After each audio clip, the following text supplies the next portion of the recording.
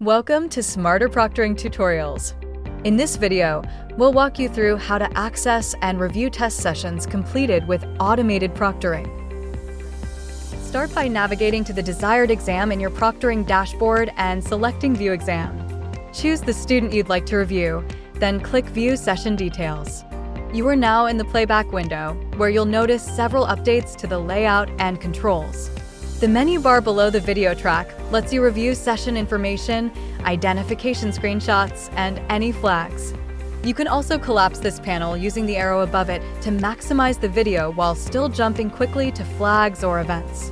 The video track includes several filter options, show or hide markers for flags, phases, and connection activity, adjust playback speed, and toggle video labels on or off.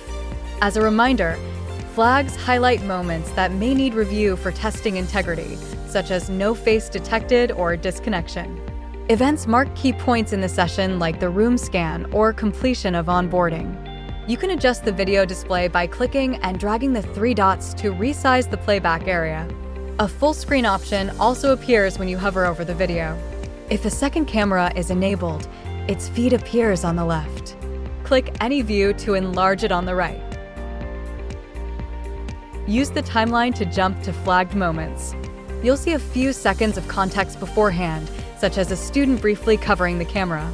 In this example, the second camera confirms that nothing concerning occurred, and you can annotate this directly in the timeline. When you're done reviewing, click the X to close the window and return to the student overview screen.